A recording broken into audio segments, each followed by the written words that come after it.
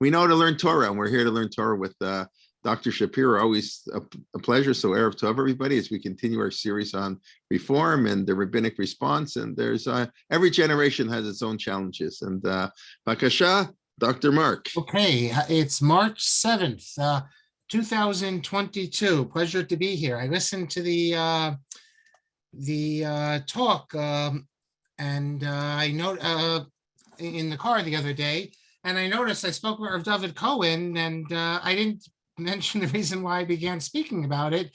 This book, Hakov Lemishor, and he's really wide-ranging Talmud Chacham. This is all about printing mistakes and also censorship. That's in Talmud Bavli as a whole introduction there that deals with that matter, and it goes through daf after daf. So that was the book I was speaking about. Now, to return to topic Yael, I was speaking a sort of bit off the cuff because I was quoting Rav Yaakov Emden, but now I investigated it here. And I repeat what I said. I understand the pshat is that Chever Hakeni, that we're not dealing with any Israelite. But I repeat what I said, that there's no question.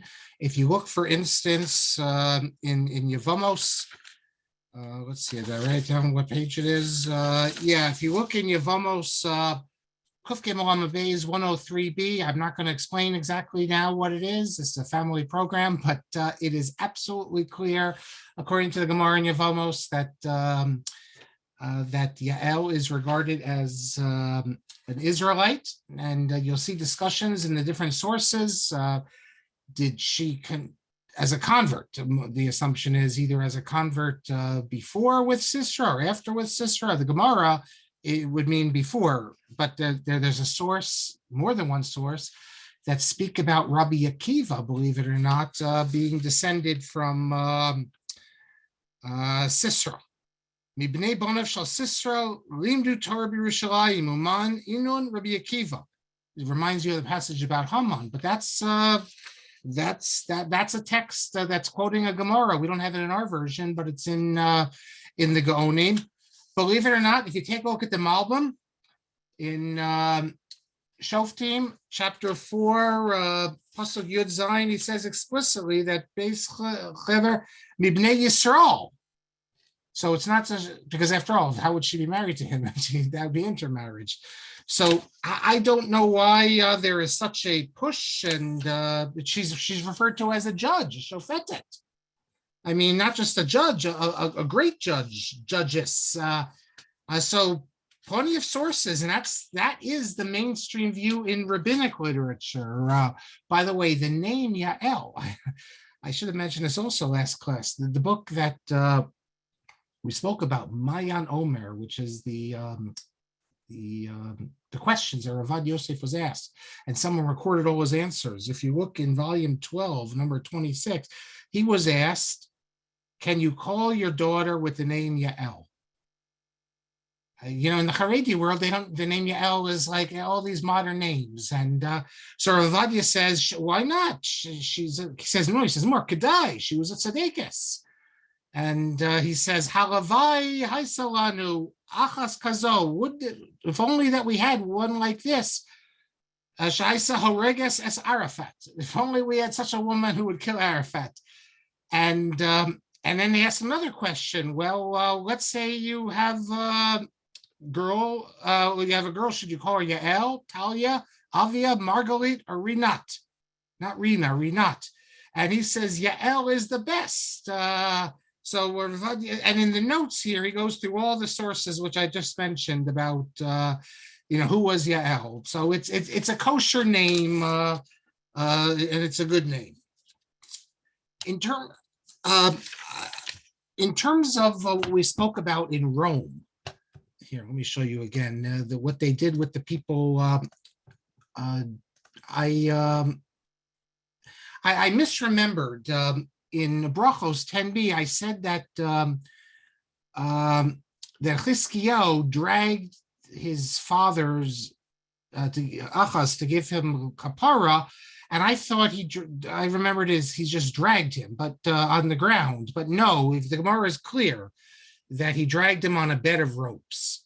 So, but then the question was, so then is this the case in Rome? What does Rav Moshe Chazan describe? And I looked it up, and it's in Siman Gimel, and it actually, they dragged them from the entranceway of the cemetery to the grave. And he says as follows, that they dragged him on a mita. I don't know what that means, a bed of sorts. It's not the coffin. I don't know what that means. Is that the bed of ropes, whatever that means that Chizkiyahu did? But that's the language. Shmegarim hamita, mi pesach beisachayim ad hakever. So I'm not sure what that is, but that's in the Krach Shel Romi.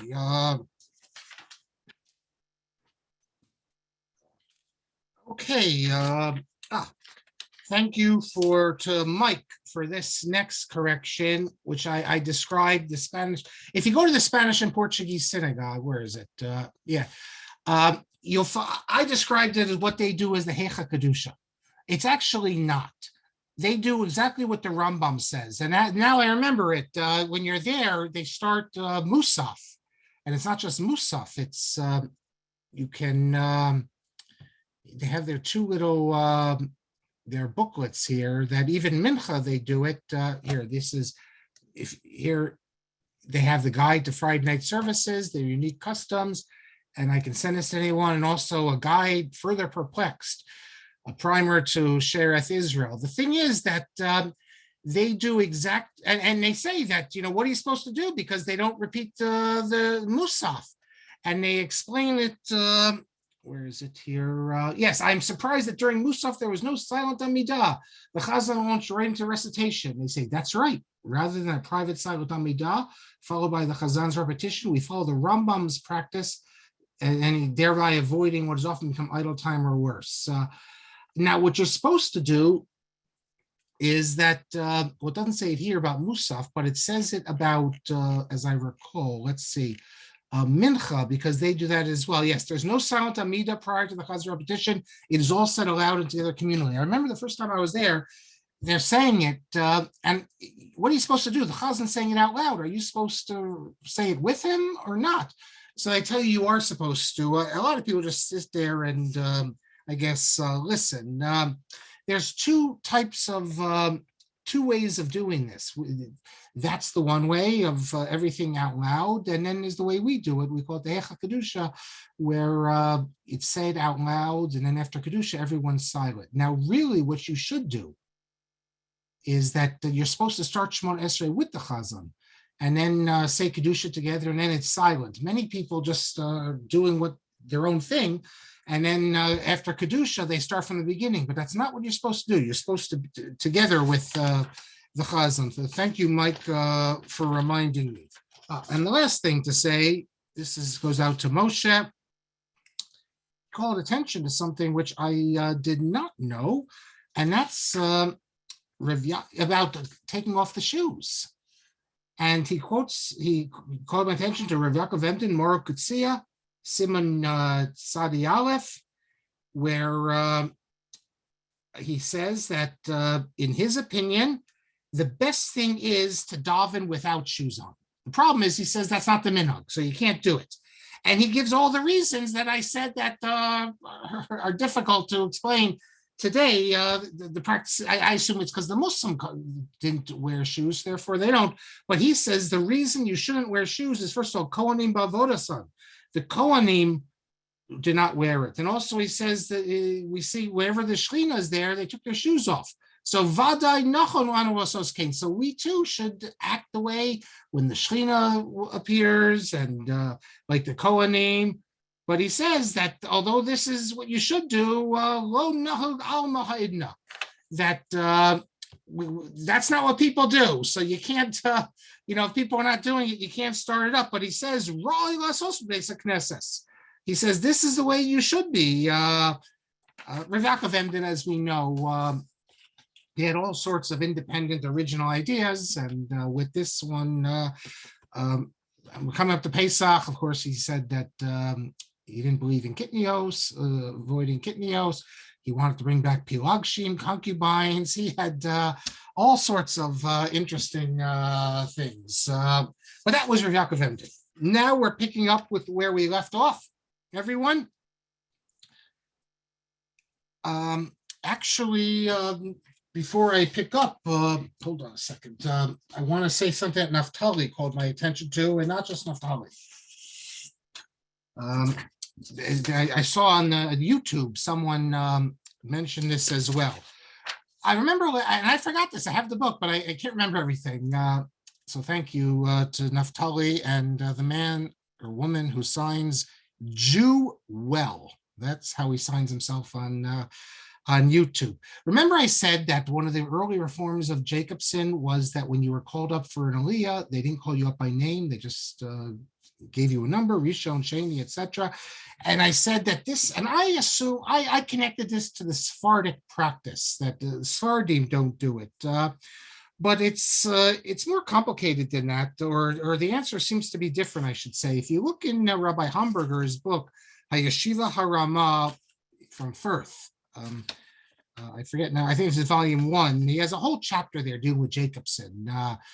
And on page 363, he points out that the French, the consistorial authorities, at this time, they wanted to give them real names, not just names, son of so-and-so. And the reason was that they said that it creates unity and equality. This is what the French Revolution was all about. And at least he says that this created problems because the people didn't know about their names. You called them up, they didn't know which the proper name was, and therefore they came up with a better solution. Instead of calling up by the name, call them up by Kohen Levi, then Shlishi Revi. I mean, that's it sounds strange and everything, but there is a source that he quotes here that defending doing this. He doesn't give this reason about the names. Jewel also says because this was imposed by the French for the value of equality. So he's probably citing the same source. He quotes here of Mendel Steinhardt, who was an early quasi-reformer, and he doesn't give that reason. He simply says that he thinks this is just a better way to do it, but he doesn't say that this is the reason. I don't know if Hamburger, maybe I'll tell you guys, Hamburger, does he actually have a source that says that people were confused, they didn't remember their names or anything? I don't know. It still seems to me that the Sephardic approach, adopting the Sephardic approach might have been behind this, because it does seem a little bit strange to say that if I pick a new name and they call me and I don't remember it, maybe it was just that they figured that we're all getting new names here, so let's avoid names. I don't know. Okay, so the last thing we spoke about was Jacobson's. We were speaking about Jacobson's synagogue, and the last thing I said was I quoted Sunz. That Sunz comes and he describes Kirov. People who hadn't been to shul in a long time were going there to this new minyan. Now, in terms of ideology, the prayer book, there are actually 2 different prayer books that they use in the Jacobson minyan, altered or omitted any passage that spoke about that the Jews will return to the land of Israel from the 4 corners of the earth to reestablish themselves. That was taken out. When the word redeemer appears, referring obviously to the Mashiach, the new prayer book has redemption. So redemption, there's no longer an individual redeemer, you only have redemption. However, strange as it may seem, and there's no consistency here, they still leave in prayers referring to Zion. Okay, so that you can interpret Zion as Germany, or it doesn't have to be Zion as in Eretz Yisrael, but the references to the sacrificial service were kept in, as were references to the chosen people. Chosen people also not so crazy, because even the earlier reformers thought that the Jews are chosen by service, for service, that is to bring the monotheistic ideal to the world. But I can't explain why they left in the references to sacrifices. They don't believe in a future temple or anything like that. it would seem to make more sense to take it out, but they didn't. They did take out Kol Nidre. Kol Nidre had always been the source of anti-Semitic attacks because the idea was you can't trust the Jews' oaths, and Kol Nidre provided a proof for that. There's two different versions. Is the Kol Nidre voiding oaths of the previous year, or is it voiding from the future? And we do both of them. So however it is that you could claim if you wanted to, although this isn't what, it's only about like things if we would forget. You can't take an oath to a non-Jew or a Jew in court and intend on not fulfilling it because of Kol Nidre. That would have no validity. But that was the accusation. And even Rav Shamshon Raphael Hirsch thought that the anti-Semitism was such, and this was creating an opening for anti-Semitism. For 1 year, when he was rabbi in Oldenburg, he removed it. And then he put it back in. Either he thought better of this idea of taking it out, or maybe other rabbis criticized him. I don't think we know all the details on it. We just have that report, though. Well, although from the standpoint of the 2022, it doesn't seem like much of a Reform synagogue. Well, they did have the organ played by a non-Jew, and they cut out some aspects of the prayer, but nothing crazy like we'll see in a future generation. But still, it is a reformist sitter, and it is a reformist service. And the traditionalists, they turn to the government. Now, the government, the one thing government was concerned about in Germany is, and there was only a few tolerated religion. One of them was Judaism, and Lutheranism and Catholicism. They didn't want any other religions were not accepted, any Christian type of crazy sects. They wanted to keep everything stable. No revolutionary sentiments, nothing like that. And it's dangerous to have different religious preachers preaching ideas that you don't know what they're saying. The traditionalists were able to get the government to shut the synagogue or the temple down. And this is really at the last stages of government intervention. People already realize that for a modern society in the 18th century, the government can't get involved in these religious issues. Well, they shut down the services. The services have been taking place in the house of a man named Jacob Bear. Now, this Jacob Bear is the father of Jacob Hertz Bear, the father of Meyer Bear, who's the famous composer. Sorry, not Jacob. His father's name was Judah. Sorry, Judah Hertz Bear. And those of you who know classical music, you probably heard of him. If I'm not mistaken, Wagner mostly had bad things to say about Mendelssohn, but I think he also, Meyerbeer also, that's where the synagogue service was taking place. And we're told that a few hundred people showed up to these services. So quite popular. Now, shortly after shutting it down in 1815, the main synagogue is closed for repairs. So they have to then open up little private minyanim. And then, because there isn't a main synagogue anymore, the government gives the reformers permission to once again open up the minyan in Bear's house. And not only did they give permission, but the reformers have seats now on the Berlin City Council, Jewish City Council, and the synagogue service in the Bear House is now officially a community-sponsored minyan, one of three, until the synagogue was rebuilt, they said. And this synagogue service existed from 1870 to 1823. Well, the traditionalists, who will soon become Orthodox, they're very upset, and they start putting pressure on again to the government. You got to shut them down. And fine, this is temporary, but when we're going to open up the main synagogue when it's fixed up, and then we got to shut them down. Well, the reformers figured that they need some big guns on their side. They need some ammunition to show that what they're doing. See, as we're going to see when we see the Eile Divrei Brit, the claim was made that what these reformers are doing is not Judaism. It's some sectarian type of Judaism, but it's not real Judaism. And that's some accusation, because if you're sectarian, if you're not mainstream Judaism, you have no right to the synagogue services, and the government will shut you down because these were illegal. So they needed some ammunition, and therefore they commissioned, the leaders of this reform minyan commissioned a defense of the innovations. and they gave it to a Jew named Eliezer Lieberman. We'll talk a little more later about who this Eliezer Lieberman was. He called himself a rabbi. And presumably he was ordained. I mean, Gretz speaks about him like a complete ignoramus. He's not a complete ignoramus. You can look at the Sefer, you see he's not. He had been a teacher and a wandering preacher, and we know that he gave sermons in the main synagogue in Berlin, that is the traditional synagogue, but he later was drawn to the reformers, and we don't know why he left the main synagogue. He published two works. One is a collection of response of authorities outside of Germany. It's called Nogah ha-Tzedek, and the other is his own work called Or Nogah, and they're printed together. And it's a very, very rare book.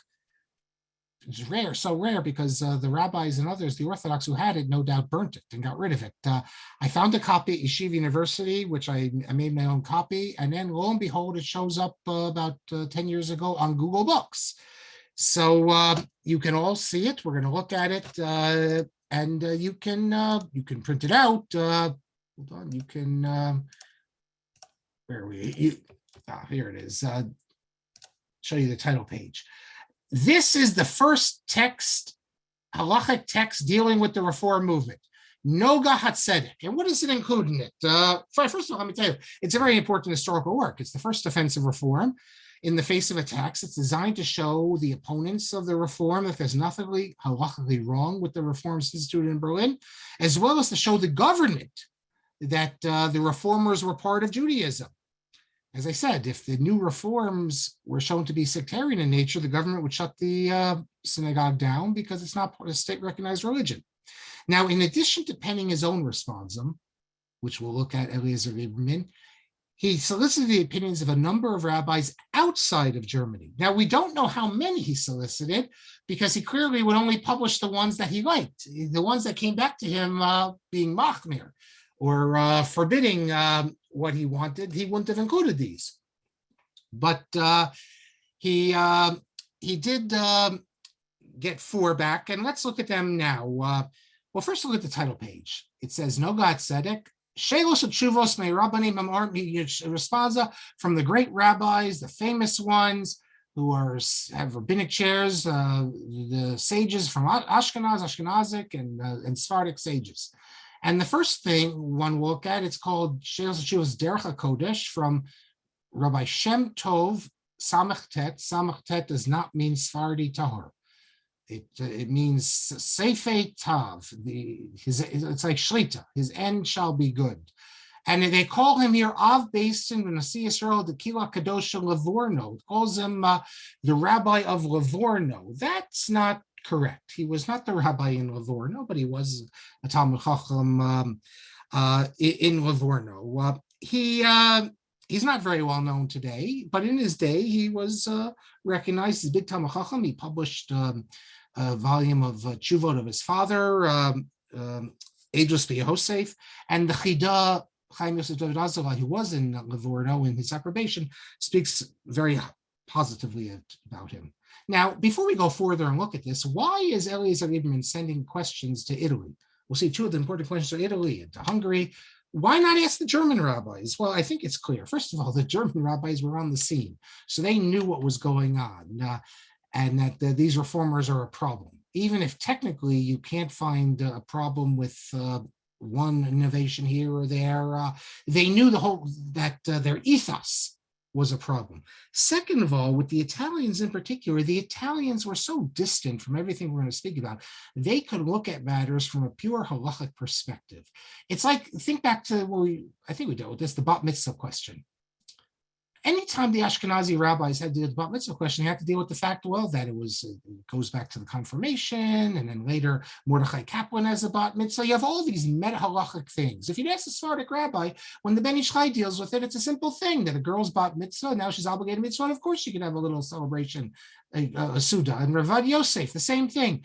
But when you look at all the Ashkenazic authorities, they have to answer this in the context of the non-Orthodox movement. So that's what makes it problematic, many of these issues. But if you go to the Italian rabbis, they're just going to answer the question. Furthermore, the Italians had a long tradition, as we'll see, of music in the synagogue. So when Rav Shem Tov Samun discusses, can you have an organ in the synagogue, he's just going to look at it halakhically. It seems, based on the question and answer, we'll see, he was only asked about an organ in the shul. He wasn't asked about playing on Shabbos because he doesn't take up the issue. One of the other rabbis takes up the issue of playing it on Shabbos. He doesn't deal with it. But there still was an issue of playing it during the week because the traditionalists oppose that also. So the tshuva that we'll see now of Samun is very helpful to the reformers. Now, what is the problem? What's the problem about an organ? If you listen to Rabbi Desani's talk that we had a couple weeks ago, there's still an organ in the shul in Rome. It's behind the ark, and they play it on Hoshana Rabbah, and they play it on other events, a wedding or something like that. All I can say to you is, from the standpoint of an Orthodox rabbi, the rabbis we're going to see here, the idea that you have an organ in the synagogue, even if you only play it on Hoshana Rabbah, the whole thing is it's a sheretz, as we say, or it's like a kohen b'vesek faro. So there's no place for an organ, this Christian symbol, in a synagogue. Now, the thing with the Italian synagogues is they had the organs because they followed what we're going to see. And then when we became one global community, you can't have an Orthodox synagogue in Italy with an organ. So either they got rid of the organ totally, or they don't play it anymore, like in Florence, or they play it only like on Hoshana Rabbah, but they didn't rip it out, which is what all the rabbis we're going to see say, of course you have to rip it out. How can you have an organ in a synagogue? But we'll see what the Italian rabbis say. So Rav Shem Tov Samun, go a few pages here. He says, he's asked the question from a far land, can you play the organ, the clay shear that's called an organ, in synagogue? And he says, some people say that's the Ugav mentioned in Tehillim, but okay, I don't think so. But so that's the question. Can you play an organ in the synagogue? Now, what is the possible problems? Well, first of all, chukos hagoyim. That's the big one. The churches are using organs, that's why the Jews want to adopt it. Number one. Number two, you have other issues here. Is after the destruction of the Beis Hamikdash, we're not supposed to play music. We'll see what this means, but at least you could make that argument. And he begins by considering whether it's chukos hagoyim. And he also considers the second question after the destruction of the Beis Hamikdash: can you play music? And he says, first of all, that deal with the first question. The only music prohibited by Chazal is when it's accompanied by wine and rejoicing. And we're going to see later what the Shulchan Aruch says. If it's music for holy reasons, that's absolutely permitted. Later, when we get to the next tshuva, we'll look at the Shulchan Aruch carefully, and you have to ask yourself, well, then what about all these? Can you go to a concert, etc.? We'll get to that. But no one disagrees that music for the sake of holy purposes. So in shul, which is obviously you're playing an organ, to sing shiros tishbachos, that's permissible. The big question he deals with then is chukos hagoyim. And he shows that when a practice has a good reason, and it's not connected to sexual immorality, then we can also adopt it. And he says, furthermore, the non-Jews didn't invent music. Music the Levim played in the Beis Hamikdash every day. He says the non-Jews took it from us.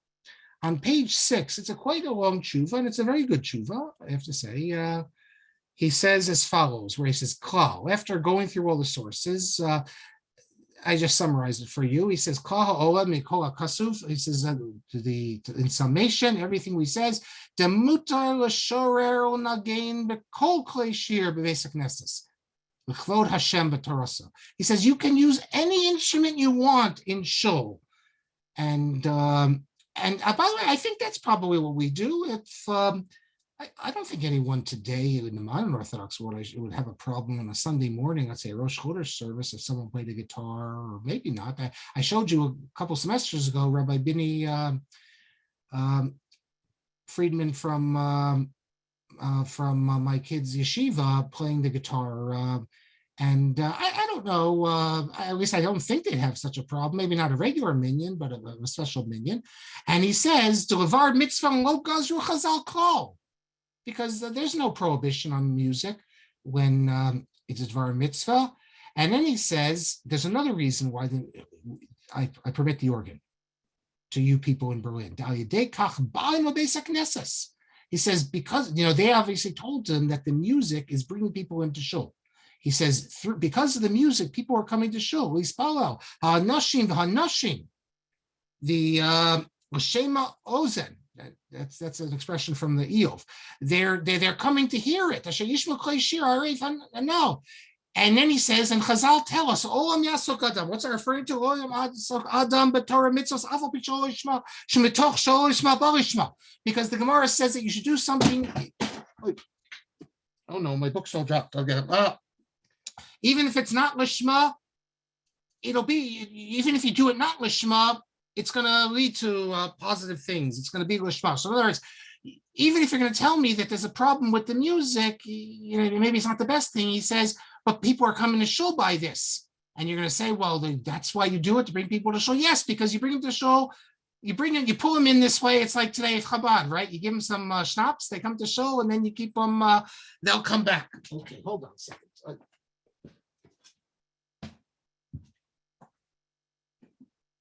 Okay, I got too many books here, and but we will get to these books. These books are all very important. I don't know if you see my big pile here, but you can't see it. And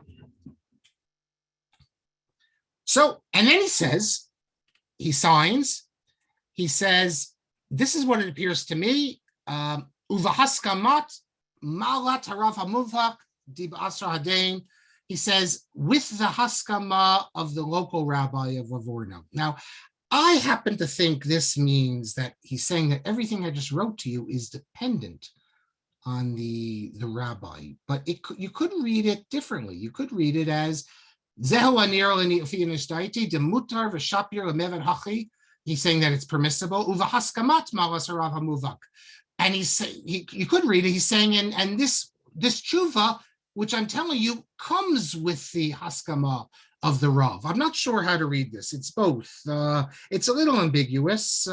Later, we're going to see that the Rav of Livorno says he opposes it, but he could have changed his mind later. And we're going to see in 2 pages where they do say that the rabbis support him. So it's unclear. So this is the first tshuva. You have a respected rabbi in Livorno saying that you can use an organ or any instrument in shul. And the fact that the non-Jews use it, it doesn't matter, and it'll help bring people to shul, and that's a good thing. And then the following page, page 7, you have here the haskama, approbation to this tshuva by 2 sages of Jerusalem who happened to be in Livorno at this time. You had a lot of Meshuachim who would go to Italy because it was very easy to get to Italy, and you had rabbis, and the Chidel was a Meshuach. He just never went back. He stayed in Italy, and these 2 Meshuachim were in Livorno, and page 7, they give their approbation to everything what Rabbi Samun says. And he says, one interesting thing is they say that in order to differentiate from the way the Goyim do it, you should you put the organ in the Ezras Nashim, because the Christians, they put it right in the middle of the church, and they put it in the Ezras Nashim. Okay, very interesting.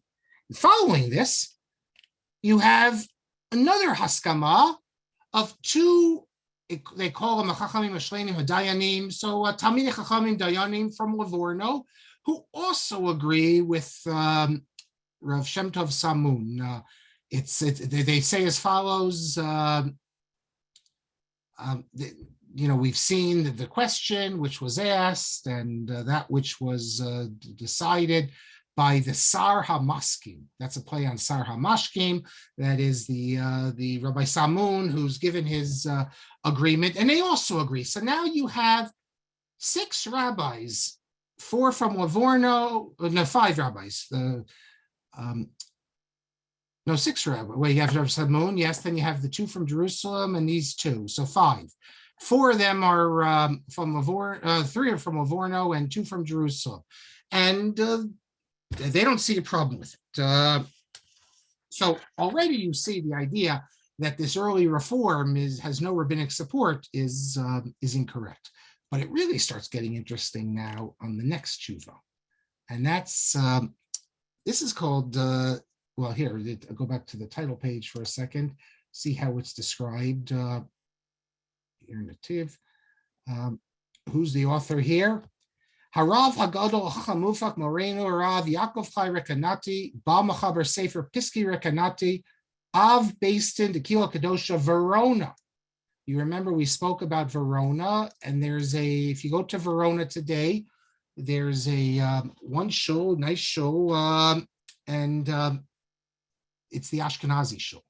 There were two shuls, as he describes, a Sephardic and an Ashkenazic. The Ashkenazic shul was the one that's standing, although it's not Nusach Ashkenaz today, but it was. So this Rabbi Yaakov Chai Rekanati, we know more about him. He wrote this book, Piskei Rekanati Hacharonim. That is the latter, the psukim of the latter Rekanati, because there's another Rekanati, an earlier medieval Rekanati.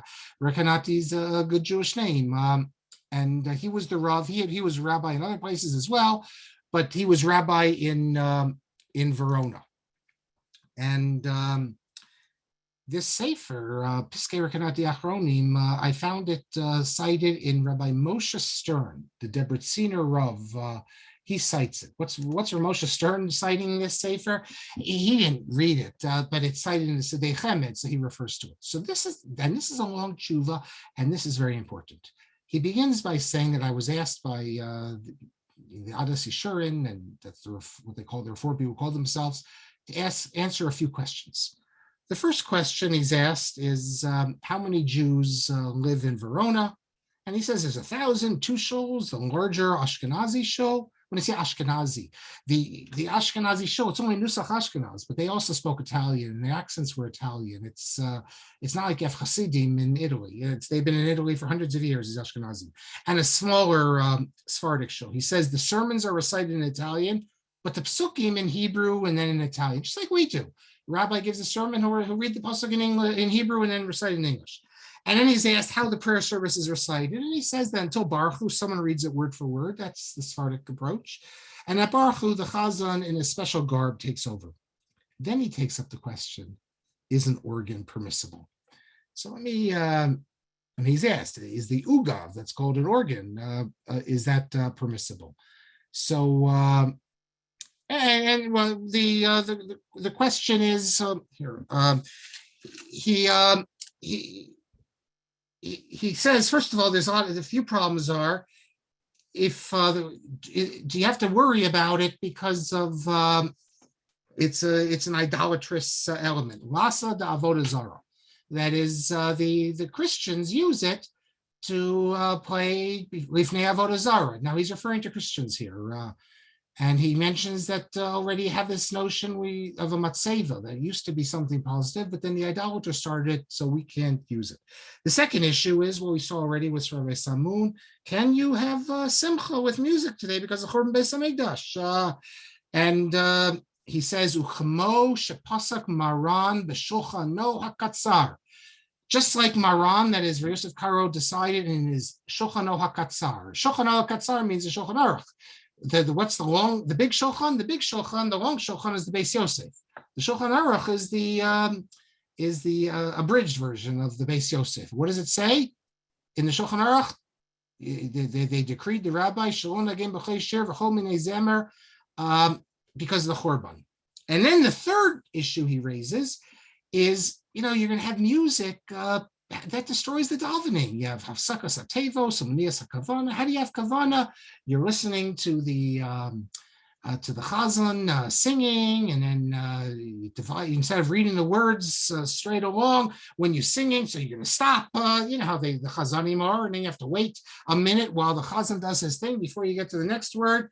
So these are all the questions he raises. Now, this is a very interesting tshuva. Those who've been with me in Italy, we learn this tshuva on Shabbos because it helps us understand some of what we see.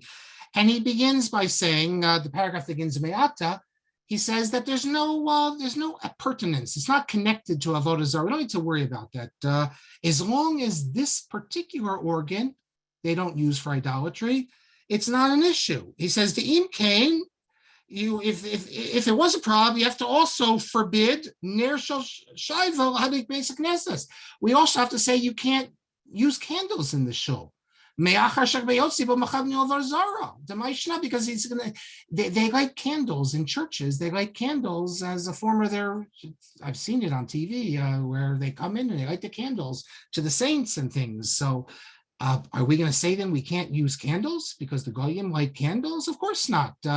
He says, he says it's certainly not correct. The only issue is you can't use the candle that, the particular candle that they used for the Avodah Zarah. But it doesn't mean that candles themselves are forbidden. So it's the same thing. Yes, if they're using an organ, you can't use the organ that they're using for the Avodah Zarah, but another organ, what's the problem? So that's the first thing he says. And he goes on and he elaborates on this. He says that the organ is like he says the matzeva, he says, what about matzeva? Matzeva, we used to be allowed to do it. And then when the idolaters started, we can't use the matzeva. And he says, but matzeva is connected to the ground, the altar, and an organ is portable. He thinks that's, and an organ, he says, is also used for secular purposes. He says an organ is like a palmon, a bell, which is used for secular purposes as well. So you can't ban using a bell, you can't ban using candles, and you can't ban using an organ just because the Christians use an organ. This has halakhic implications, this idea, which leaving aside the Piskei Rekanati, I'll show you what I mean when I say this. I just saw this, believe it or not, over Shabbos, and I figured this would be good to show you. There's a rabbi in Israel named Rav Mordechai Tzion. Here's what he looks like. So you can see he's clearly a religious Zionist, and he works at Rabbi Alvinger's Yeshiva in the Old City. His name is Tzion. He's a big Tzioni. When he went to Israel, he became Mordechai Tzion. When he was in America, he was Mordechai Friedfertig. He was rabbi in Buffalo. But and his earliest Seforim were about living in Israel, things. But in the last few years, quite incredible, he has published a number of Seforim. Here, he's become like you see how he dresses, but he's like the darling of the Hasidic world. And all his Seforim have haskamas from all the different Hasidim. Why? Well, for instance, here's one of his Seforim. Hilchos Tish. Look how thick this is. It's all about the limudim, halachos, hanhagos, hadrachos, all about a tish. Everything you do at the tish. And it has haskamos here from all these big rabbis, Hasidic rabbis, and a collection of all the practices related to the tish. The Hasidic Tish from Friday night and then Yom Tov, where you go when you're with the Rebbe and you have the Shiraim and all that. And you might say, what does this have to do with halacha? He deals with this because what is this halacha? This is Hasidic practices. So then he has this. And then he has, these all came out in the last few years, and how he's able to pull all this together from all this foreign. Hilchos Kvittel. Not as long, but still pretty long. Kvittel is the little note you give the Rebbe when you go visit them, and you think you can't fill up a whole sefer. Believe it, he fills up a whole sefer with all. Is it better to give a kvittel to a live tzaddik or put it on the kever, the grave of a tzaddik who's no longer alive? How you're supposed to write the kvittel? How you're supposed to give it? You know, can you send it on? Oh, I just opened up by accident here, page 128. Shalichas kvittel ayidei fax tzaddik on Shabbos. Can you send a kvittel on Shabbos? We dealt with this issue, on and on. And then this is my favorite. Hilchos Streimel, a whole book here on the whole Indian of a Streimel. So what does this have to do with anything? Because he came out with this book this year, Hilchos Nittelnacht. Of course, many of you heard my class on Nittel. And he has all the sources there, but not the sources I cite, the secular sources, and these are just traditional sources. So I think it misses the point of really the origin of it. But he goes through everything, and then he has something on page 144 and 145, very relevant to what we just saw. Can you use neros, this doesn't mean candles, this means lights. I can use Christmas lights for it says mitzvah in there, like, can you hang them in your sukkah? And no, just take that back. I'm sorry. That's the next thing. This is can you use candles for Shabbos candles for candles that they made for the church? And his answer is 100% you can, because it was never used in the church. Maybe the factories make it for the church, but it's just a hazmana. But then my favorite one is the next one, my better one. Can you use the things, the decorations that would include the lights for to hang in your sukkah? Can you use Christmas lights in your sukkah or any other decorations? They do it in Israel, I'm told, and he explains again that me'ikar adin, this is absolutely mutar, but it's not his opinion. He's quoting Rav Lieberman, who's he's a rabbi in the Chernobyl Yeshiva, and he quotes other people here, and he concludes that it's mechuar, it's distasteful, but you can. Now, what distasteful? It's only distasteful for an Ashkenazi. If you're, let's say, in Jerba, where they don't know what Christmas is, they've never seen Christmas lights, they've never seen Santa or anything like that. So what's the problem? It's just lights. In other words, it has no context to them. For us in the West, hanging Christmas lights up in the sukkah, maybe it's a little strange. Although these days, Christmas lights, the people have nice houses today. They don't like all the red, blue, yellow. They just a yellow. It's nicer. So we have yellow lights in our sukkah also. But that's the exact thing that Rav Yaakov Chai Rekanati is saying, that these lights are not, these candles, they're not used for the Avodah Zarah. They're using it. We're using it. Just because they put up Christmas lights doesn't mean we can't put up lights as well. So let's get back to the tshuva. And now, what about the other objection that instruments? We can't use instruments because after the Beis Hamikdash's destruction. Well, this is an easy one. Page 11 here, I said al hashniya. He says, because of Chorban Beis Hamikdash, also you can't assur it. Because what does the Shulchan Aruch say? Kvar nahagu kol Yisrael lamar divrei tishbachos o shir shodos v'zichron chasei kadosh baruch hu al yayin. We know that even on wine, you can sing these songs as if you're singing holy songs. And then he says, if you want to say where there's a distinction, let's between singing, zimra de puma, singing with your mouth, or zimra de mana, using an instrument. He says that I'm going to prove to you that there's no difference. How can he prove to you? He says, I'm going to give you a maser rav. A maser rav means if a great rabbi does something. So what's the story he says here? He says, Modna.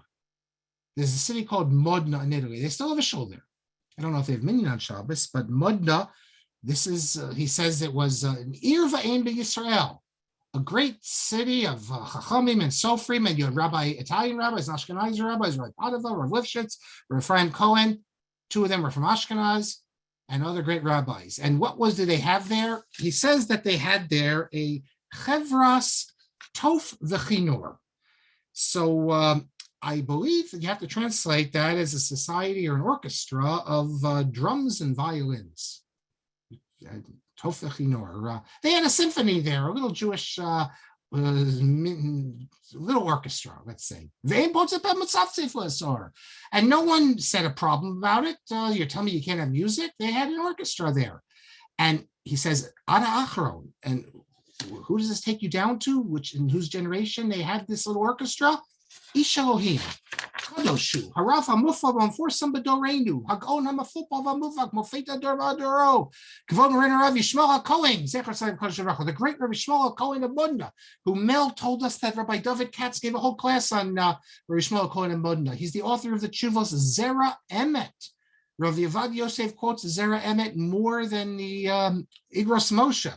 Very important sefer, and but don't try to name your son Yishmael and then try to explain to your in-laws that you named your kid Yishmael. I mean, it used to be a kosher name. Now it's like the Matseva. It used to be kosher, and now it's going out of style. But maybe one day, hey, look at it. We got the UAE, and we got Egypt is much better now. Maybe if everything goes well, we'll be able to bring Yishmael back again. because as we know, it's a kosher name. So he says here, listen, what's he cite here? He said, he quotes Zera Emet, the Tshuva. Here's the question that he was asked in the Zera Emet. Chol HaMoed of Sukkos. Itra Milta. Itra Milsa, there is an event happened. What that means is that someone died. That's the euphemism. Someone who, a close relative of one of the members of the orchestra died.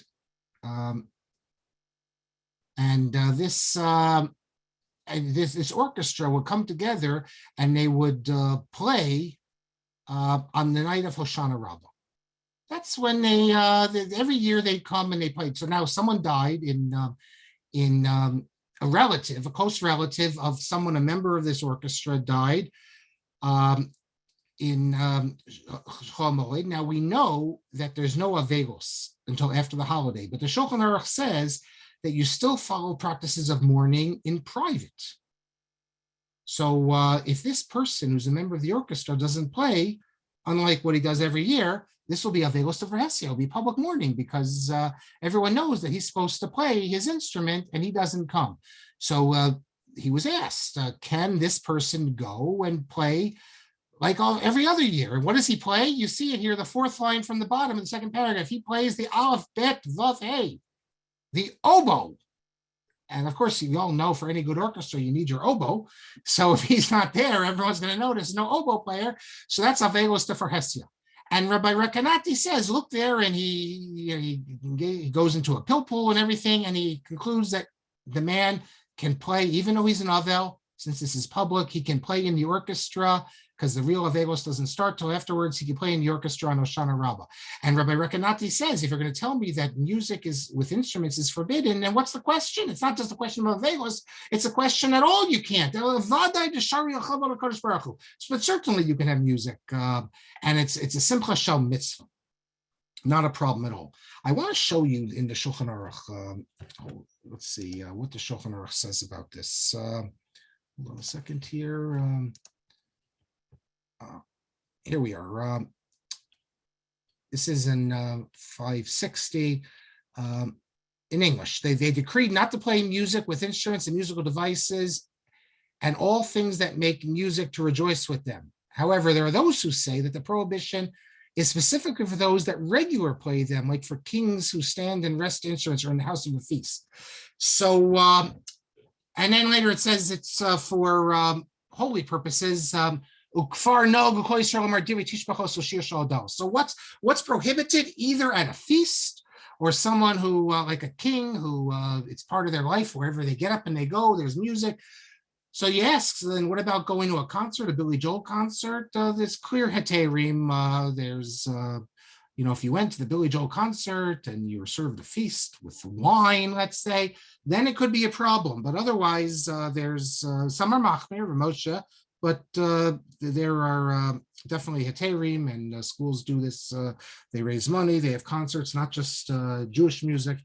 Okay, so let's return then to, in the few minutes we have left. So we get back to, now we got the third consideration, 12. And this is where and then he's going to get into on Shabbos. But before we get to that, remember the third issue was about kavanah and destroys the hafsakos hamilos, the tevos with the music. You break up the way you're supposed to read it.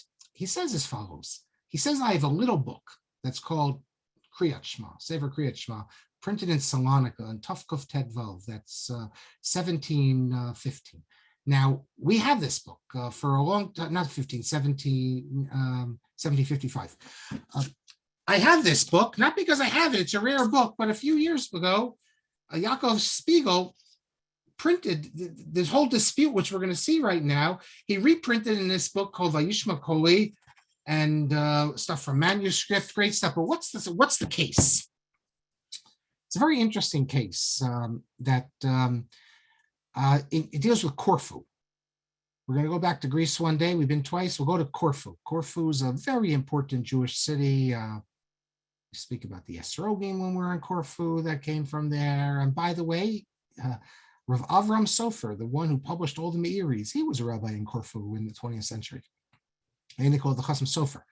there was this is the practice in Corfu he describes, and it's in the book I have here, was that they would read on holidays Kriyat Shema with a song. When it says benigun v'nima al pi hamuzika, it doesn't mean with instruments, just singing.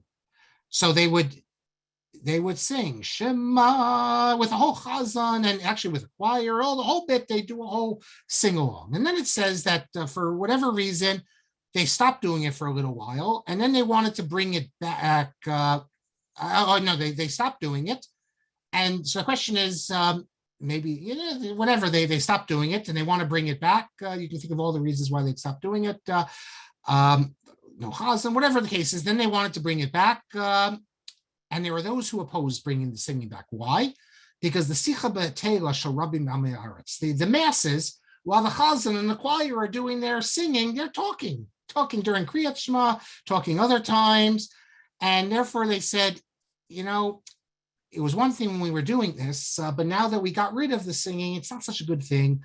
Let them just say Shema the way you should say Shema and not bring it back. But the rabbi of the city and others, they wanted to bring back the old minhag. And this became a huge dispute. You can read Spiegel's book, because all the rabbis in the Sephardic world from all the different places weighed in on this matter. Right? He says just in his first paragraph that that the rabbis of Jerusalem agreed with them that you could bring back the singing, and then they quote a rabbi from Salonika, etc. Now, what we're going to do next time when we start, I got to make a note here. We're going to pick up with the next paragraph and get into the dispute. First of all, let's even assume he's going to deal with that. It does create problems. The Amoratzim are talking, and are we concerned about that, or we follow them in Hugim? And you'll see very interesting things. I'll introduce you to a sefer, the first Torah periodical ever published, and I'll show you some pictures of that. But he deals with it, and we'll deal with this fascinating case, and I'll see if any of you can figure out this strange city that's mentioned there. I'm not going to say now. We'll get to it next time. And then he takes up the question of playing an instrument on Shabbos with a non-Jew. And wait till you see, well, you know what he's going to say. Wait till you see how he justifies it. And then we're going to move into the two more rabbis, one kosher and one who's becomes non-kosher, that is Aaron Chorin. But we still have a ways to go. Oh, and then you're going to see, wait till you see this. The big issue we're going to get to next class is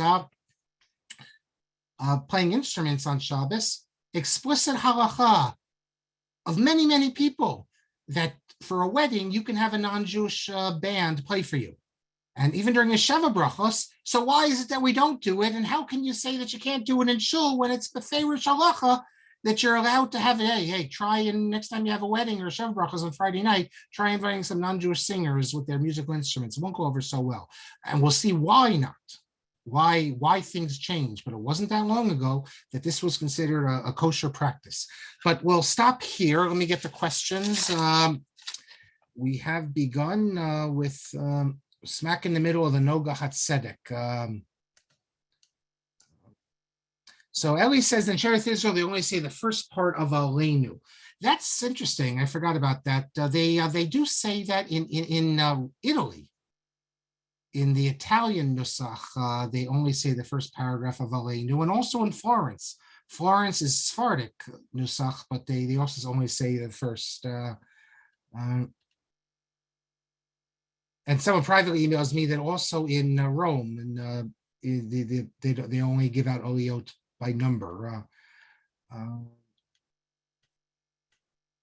And someone also says that Mordechai Breuer has an article on Rav Hirsch and Kol Nidre. Yes, I remember that. Rabbi Kelman says that Rav Aaron Walken held the bat mitzvah Zehar Vayavar I don't remember. I take your word for it. I don't remember the word Yehari Vayavar, but it's there. He says that anyone who does it is a Zakein Mamre. Rav Aaron Walken was not an extreme rabbi. He was a rabbi in Pinsk. They even came with a biography. He has grandchildren and great-grandchildren live in Queens. They came out with a very nice biography, and I told the author I was very happy with the biography because it shows the relationship between Rav Aaron Valken and Rav Kook. Rav Aaron Valken's Chuvot was called Zgan Aaron, but Rav Aaron Valken went really very strong against bat mitzvah, but lots of people were very strong against it. Rivka says, I heard that in the Altnoy shul before the times of the Maharal, there was music played at Friday evening services before Ma'ariv. Hold on, Rivka. You heard sort of correct. I will tell you, though, it's after the Maharal. In the days of the Nogah Yehuda, they played music 100%, and they used an organ. But we will get to that. That becomes the major proof for the reformers that if it's okay in Prague, in the shul, that the Gedolei Yisrael were all there, how can it not be okay for us? But it did not go back as far as the Maharal. But we will get to that. And someone privately emails me that Karl Bach Hoshana Rabbah and Rosh Chodesh. Well, not just that, it has music. If you look at Slichos, the Karl Bach Slichos are televised or on the internet. And they have violin and other instruments there as well. I think it's very nice. And Chabad sometimes plays music. Havdalah, M.H. Laserson points out, Havdalah is not in shul with davening. I showed you the, I'll find it again and I'll play it next class of my son's yeshiva, what they did on Rosh Chodesh. I think it's very nice, but it's not, I understand it, how it could be a problem. Because you'll see what the rabbis have to say about this. Ruth says, regarding the organ in the women's section, the West End Shul at present-day Frankfurt still has the remnant of the organ in the women's balcony. In pre-war times, the building was occupied by a Reform congregation. Even though the shul is now Orthodox, they never removed the organ. They just painted over the whole thing, but it's obviously still there. And then you can see this in other places as well. M.H. Laserson, who I gather knows a lot about Italy, because you mentioned that before, is more or less defunct today, almost never a minyan, and only a Kabbalah Shah with mixed seating, but it's a very wealthy community since they own the buildings. Yeah, we went there just by accident because we couldn't go to Ferrara, but it was really nice going there. The thing about Italy is that most of these communities now are tiny. We go to Pitigliano, and they have a minyan, barely, but they have a rabbi who lives there. At least they did the last time I was there a few years ago. Padua has a rabbi, Ferrara. These are very, very small communities. Yeah, as for musical Havdalah, that's not really davening. That's Havdalah, so it's different. When you see what the rabbis, how they reject all this idea of instruments, but again, it's not. It's gonna. I think it's the same issue with the bima in the middle. It's an issue when you're fighting the reform. When you're not fighting the reform, it's different. Now, as to drawing people to shul, Ellie says, I experienced the opposite. The shul in Zurich did away with Yisker because they didn't want people driving to shul from everywhere. And someone privately emails me that Hasidim do use Christmas lights for the sukkah. I didn't know one way or the other, but as we saw, it's mutter. And M.H. Hazen says that the Chabad rabbi in Italy told him that for Yortzeit candles, he could substitute the red candles sold in the supermarkets for the various saint days if I remove the religious wrapping with insignia and symbols. I don't even know if you have to remove it, although it's machuar. The reason I say this is because the Amshinover Rebbe, when he was, we have pictures of him, I think it's in Shanghai, I think. There was one of these liquors, or I don't know, I don't drink, but there's something made by Benedictine monks. Someone's going to type it in what it is. And they have a big cross apparently on the bottle because the Benedictine monks. And I've seen the picture, at least I think I saw the picture, someone described it, where they don't, it's not taken off. So but you're right, it's machuar, it's distasteful. So you should take it off.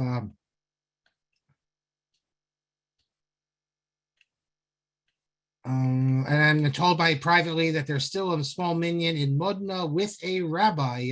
Hadassah says correct. You don't name your kid Shabtai Tzvi, even though each name, Shabtai and Tzvi, are good names, but you don't name them together.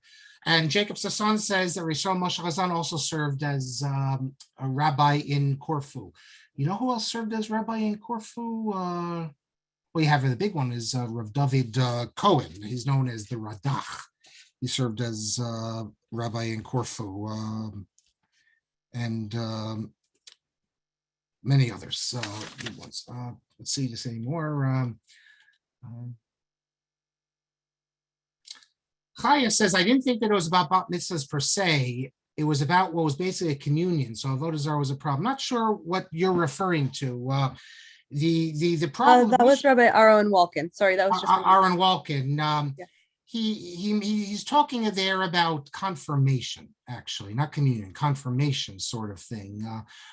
But often the bat mitzvah and the confirmation, but it's clear he's talking about bat mitzvah, though, what we would call bat mitzvah. It's when the girl reaches a certain age. We'll get the, does he use the word bat mitzvah or not?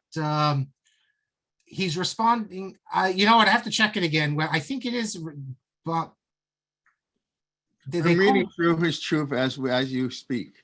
So yeah, I'm looking. Let's see. Does he use the word bat mitzvah or confirmation? I thought it was bat mitzvah. He's referring to a bat mitzvah. I mean, that's what the confirmation was. Basically, you take a girl and you celebrate her becoming a young woman. So it's the same idea. The 3 when he deals with it, he's talking about specifically about mitzvah, and that's what he's referring to. If you don't want to quote Rav Aaron Walken, you can quote Rav Veltz, Israel Veltz, and others who specifically are dealing with the bat mitzvah in response to the 3 There were bat mitzvahs in Italy, by the way, although we assume that it's Mordechai Kaplan's the first one. They actually had them in Italy. M.H. Lazen says Patiliano has no minion. There hasn't been a rabbi anymore, Patiliano, for decades. Not true. There was a rabbi in Patiliano 3 years ago, and 4 years ago, and 5 years ago. He also, I know him personally. He also serves as the mashgiach of the winery, and no, you're right. Sorry. I meant Siena, not Patiliano. I take that back. You're absolutely correct. Not Patiliano. It's in Siena. There is no minion. There's nothing in Patiliano. There's one Jewish woman, if she's still alive. In Siena. I meant Siena. Thank you for that correction. In Siena, there's a tiny community, and they have a rabbi. Correct. Thank you. Yeah. And across on chess piece. Okay. I'm finishing up. Yes. Okay, I think, two more. Danny says, I recall reading somewhere there's a bat mitzvah in Odessa before Mordechai Kaplan. I don't know about Odessa, but there was a bat mitzvah in Italy in the 19th century, and the Ben Ish Chai is referring to, Ben Ish Chai speaks about a celebration when a girl becomes bat mitzvah. That's before Mordechai Kaplan. Rabbi Nissim printed a tshuva from another sage, what was his name? Not Abu Afia, I forget his name, where he speaks about, like in France, they would do things. So Mordechai Kaplan, we like to attribute it to Mordechai Kaplan, but these things were going on, and I'm told that Siena now has no rabbi. He returned to Israel, so that's unfortunate. He was a nice man. So with that final, that's it then for the comments and the questions tonight. Rabbi Kelman, take it away. Yeah, so this, I'm just looking, I was reading, through the Tshuva. I couldn't read the whole thing as you were talking about. This is, Benny Gesundheit. I don't know if anybody has seen this book. Benny put out a little, pamphlet on Bat Mitzvah and Halakha. He's got all the Tshuva. Yeah. So he actually writes it confirmation, confirmation, yeah. But it's the third thing. The three things he's writing against are having a woman sing in the choir next to the Chazan Kol B'She'erva, number 2, the organ, and number 3, confirmation. But he may not use the word Yeherag V'Yal Yavor, but he does call it Avizra da Avodah Zara and Avizra da Arayot, which is the same as saying it's Yeherag V'Yal Yavor. And of course, Zakei Mamre. He's pretty charif about how it's terrible. I think it's in that tshuva, or I'll check to be 100% sure. He does say that anyone who mutters this is a Zakei Mamre. But that's but I shehamatir bezehu Zakei Mamre. Yeah, so that's the same as about mitzvah. What is a confirmation is about mitzvah? It's no different. It's a recognition. Right, Evan the Margulis. Arur umuvdal yehei me'edat Hashem. It's basically. In other words, confirmation. They did confirmation in Orthodox shuls too. They did it out in you can see the pictures on the wall, of, at least you could, of the United Orthodox Synagogues of Houston, including a well-known rabbi in New York who used to be a rabbi, but all the rabbis were there. But what is a confirmation? It just, the term is a Christian term, but it's simply at a certain age, let's say 12, 13, 14, whatever, you recognize the girl that now she's a member of Klal Yisrael and you do something for her. That's what a bat mitzvah is. And if you look at all the issues, Rabbi Weinberg says, this is a problem because it comes from confirmation. So, but he says it's really not a problem because why are we doing it? We're doing it for a good reason, and we're not imitating the confirmation. We're just, it's a good idea. So, and you're right. Danny says that the confirmations were usually done a few years older than bar or bat mitzvah, but that's the issue. Isn't I mean, confirmation itself is a problem, but the issue is making a change in Minhag Yisrael. So confirmation is clearly a change, but bat mitzvah is you're doing something for girls. So, and since the first people to do it were not the Shomrei Torah mitzvos, or so it was thought, then it became an issue. But you're correct. Thank you very much. It was a chaya that he's speaking about confirmation and not bat mitzvah. But he would have the same opinion about bat mitzvah. No difference. Well. Yeah. And of course, I don't have to tell you that Yaakov Weinberg said you're not allowed to treat a bat mitzvah any different than a bar mitzvah. That it's haflaya, it's discrimination. It's yes, he used that word, but he also said that it shouldn't be in the shul. Right. It should not be in the shul because it's a new practice. So everyone. But he said about their party, you know, you can't. They didn't take the gedder he put on. Yes, he said it's haflaya. He said it's discrimination. Which is very important, because before he said that, all the Orthodox rabbis were saying, like the Plessy versus Ferguson, it's not discrimination, it's just different roles. And here Rabbi Weinberg says, no, it is discrimination and it's wrong. He says, absolutely, it's, yeah. Yeah. Thank you, M.H. Laserson, and thank you again for your correction. You're the man for Italy. Okay, thank you, Rabbi. Okay, thank you. Okay, we'll see you tomorrow morning. Please God, those who can make it. Dr. Aaron Kohler, part 5 of his fascinating series on Megillat Esther. Followed the triple header, followed by Rachel Sharansky Danziger on Liberty, Sefer Shmot, ins and outs, and then Alex Israel on Eliyahu. So that's tomorrow. Then all our regular shirim during the week. The Parsha shir this week will be given by Rabbi Shaul Robinson of Lincoln Square Synagogue, and always invite a friend. We look forward to learning with you, and we should hear good news, and everybody should be well. And okay, hope to see you soon. And Laila Tov, and Dr. Marc will be back on Wednesday. Please God, when we have our final of the 5-part series, the 5 interviews we'll be in Madrid, Spain this week. So, you know, hopefully at some future date, we'll be going back on one of our trips there. So everybody's welcome. That's at 2 p.m. Eastern time. They're actually, I don't know if people, you know, if you haven't come, they're very interesting to hear from the local people on ground who live in these communities, what life is like there. So that's this Wednesday. Okay, everybody, Laila Tov, we hope to see you soon, and everybody be well. Bye-bye. Toda rabah, Laila Tov. B'kasha.